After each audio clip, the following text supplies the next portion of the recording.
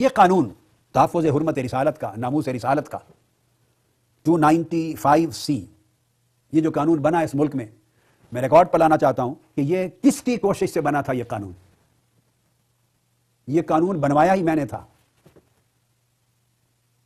یہ جتنے لوگ آج پورے ملک میں کر رہے ہیں، جتنے لوگ اس وقت پورے ملک میں سٹیجوں پر تقریریں کر رہے ہیں، ان کے آگے قرآن رکھوا دیں اور قرآن پہ ہاتھ رکھ کے کہہ دیں کہ ان میں سے کسی ایک کا بھی دخل تھا، ایک شخص ان میں سے کسی کا دخل نہیں تھا اس تحفظ ناموس رسالت کے قانون میں۔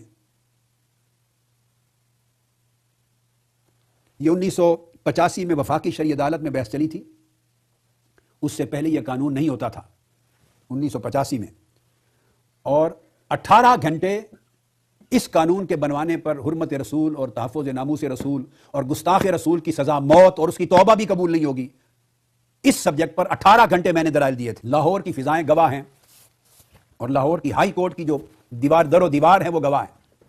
حضرت پیر ضیاء الامت حضرت پیر کرم شاہ صاحب رحمۃ اللہ علیہ جو سب سے بڑے گواہ تھے، جو جج تھے وفاقی شرعی عدالت میں، وہ حیات نہیں رہے کہ آپ کو گواہی دیتے، اور مفتی محترم حضرت مفتی شجاعت علی صاحب قادری، وہ اسی وفاقی شرعی عدالت میں جج تھے، بیٹھے ہوئے تھے، وہ زندہ ہوتے تو گواہی دیتے آپ کو، مگر سینکڑوں علماء اور ہزارہ لوگ پورے لاہور ہائی کورٹ میں بھرے ہوئے تھے اس کے لان میں، گواہ ہے، دنیا گواہ ہے۔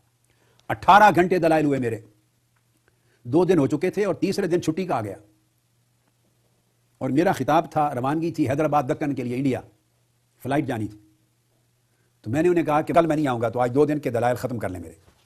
عدالت نے ریکویسٹ کی کہ رک جائیں، میں نے کہا نہیں، میری فلائٹ ہے، ہفتے میں ایک جاتی ہے، شاید یہ 2، تو میرا خطاب ہے، ہزار لاکھوں لوگوں کا اجتماع ہوگا تو وہ مس نہیں کر سکتا۔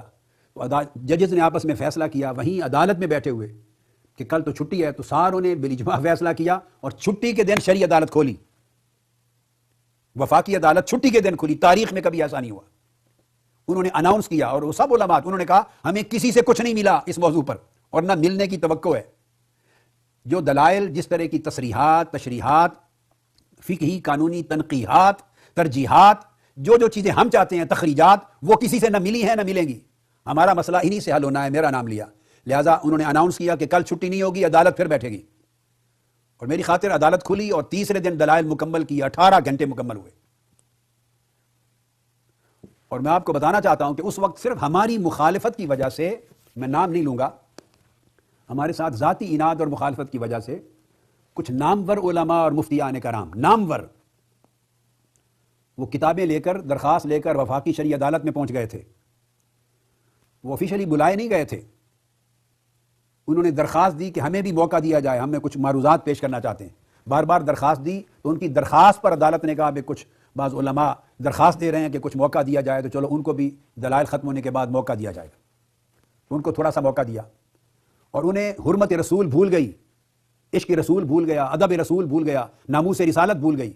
صرف ہماری ذاتی مخالفت، اناد اور عداوت کی وجہ سے انہوں نے آ کے میرے مخالفت میں دلائل دیے۔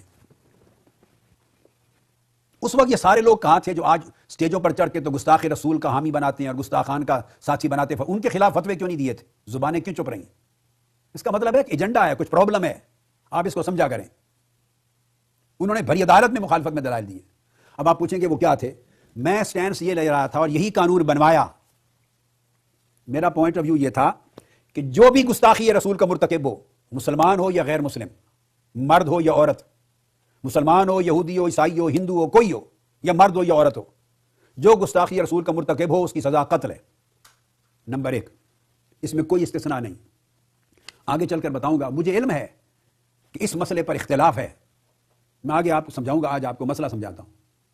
یہ موقف مالکیہ کا اور حنابلہ کا ہے، اور شوافی بھی ان کے ساتھ ہیں۔ احناف کا موقف یہ نہیں ہے، احناف میں اس موضوع پر اختلاف پایا جاتا ہے، آگے چل کے بتاؤں گا میں آپ کو۔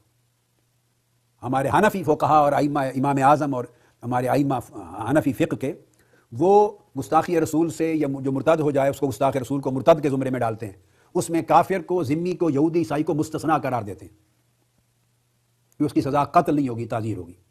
یہ باتیں میں آگے بتاؤں گا چل کے۔ میں جانتے ہوئے اس موقف کو، مگر اس میں متاخرین نے دوسرا قول بھی لیا ہے، متقدمین ائمہ احناف کا اکثریتی قول وہ ہے جو میں نے بتا دیا، متاخرین احناف نے دوسرا بھی لیا ہے کہ بلا استثناء قتل ہوگا۔ دوسری بات میں نے یہ موقف لی تھی کہ اسے، جو ہر مرتد کے لیے توبہ کی اجازت ہے، استطابت ہوگی، مگر گستاخ رسول سے توبہ کا نہیں پوچھا جائے گا، اس کو اسٹیٹ اوے قتل کر دیا جائے گا۔ اگر آپ نے توبہ کا راستہ اس کے لیے کھلا چھوڑا تو یہ تو گستاخی کے راستے کھل جائیں گے۔ ہر شخص جو گستاخی کرے گا اگلے دن توبہ کر لے گا، گستاخی کرے گا توبہ کر لے گا۔ یہاں 10,000 لوگ گستاخ نکل آئیں گے، اللہ نہ کرے، اللہ نہ کرے۔ اگر کسی نے کی، اس کو پتا ہے کہ توبہ سے قانون میں درج ہے، توبہ کر لے تو سزا معاف، تو اس کی سزا معاف ہو جائے گی، اور آقا علیہ السلام کی شان اقدس میں زبان درازی کے راستے کھلیں گے۔ میں اس وجہ سے دوسرا موقف یہ لے رہا تھا، عدم قبول توبہ، کہ گستاخ رسول کی توبہ بھی قبول نہیں ہوگی۔ اب مجھے یہ بھی علم تھا کہ اس پر بھی اختلاف ہے۔ یہ موقف مالکیہ کا ہے، حنابلہ کا ہے، اور شوافع میں سے آدھا ائمہ کا موقف یہ، امام شافعی کا ایک قول یہ ہے، اور مالکیہ اور حنابلہ کا ہے۔ جبکہ احناف کا، امام اعظم کا اور صاحبین کا اور احناف کا قول ہے کہ اگر گستاخ رسول بھی ہے تو اسے توبہ کا موقع دیا جائے، توبہ کر لے تو سزا معاف ہے، توبہ قبول ہوگی۔ یہ احناف کا موقف۔ اب متاخرین احناف پھر بہت سے آئے ہیں عدم قبول توبہ کی طرف، یعنی امام مالک کے اور حنابلہ کے موقف کی طرف آئے ہیں۔ تو متاخرین احناف کے اقوال بھی کتب فقہ میں موجود ہیں۔ تو میں صرف عدم قبول توبہ کے قول کو لے رہا تھا، اور اوپر جو متقدمین کی اکثریت نے، جمہور نے قبول توبہ کا قول کیا ہے احناف کے اندر، اس کو میں چھوڑ رہا تھا مدن، اور میں مالکیہ کا، حنابلہ کا، شوافع کا اور متاخرین احناف کا اس قول کو لے رہا تھا کہ تاکہ گستاخ رسول کو توبہ کا موقع نہ ملے، کہ راستہ نہ کھلے، وہ قتل کر دیا جائے گا۔ اور اگر بالفرض توبہ کا قول لینا بھی ہے، وہ میں آگے عرض کرتا ہوں۔ تیسرا ایک اختلاف تھا، میں نے کہا تھا اس میں نہ کسی مرد کا ہوگا استثناء، نہ عورت کا۔ جیسے واقعات ہوتے ہیں، کبھی گستاخی کسی مرد سے ہو گئی، کبھی عورت سے ہو گئی۔ تو مالکیہ، حنابلہ، شوافع تینوں مذاہب میں استثناء نہیں ہے، مرد ہو یا عورت سب کے لیے سزا قتل ہے۔ امام اعظم نے اور احناف نے پھر عورت کو مستثنیٰ کیا ہے، اگر عورت مرتکب ہوگی، مرتدہ ہو جائے گی تو اس کی سزا قتل نہیں ہے۔ لا تقتل المرأة المرتدہ، عورت مرتد ہو جائے گی اگر، چونکہ امام اعظم اور فقہاء احناف گستاخی رسول کو ارتداد میں لیتے ہیں، یہ میں آگے سمجھاتا ہوں آپ کو بحث کیا ہے۔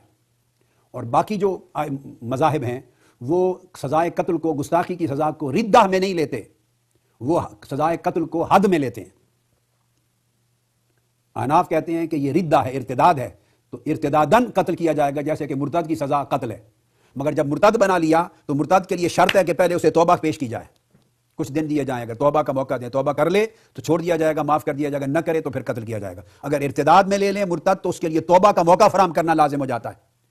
امام مالک، احمد بن حنبل اور شوافع ان کا موقف ہے کہ سزا ردتن نہیں ہوگی، ارتدادن نہیں ہوگی، بلکہ حدن ہوگی۔ سب رسول اور گستاخی رسول کی حد ہے، تو اگر وہ توبہ بھی کر لے، بھلا توبہ بھی کر لے، تو توبہ کرنے سے بھی اس کے گناہ کی حد معاف نہیں ہوتی، تو سزائے قتل پھر بھی جاری ہوگی۔ تو میں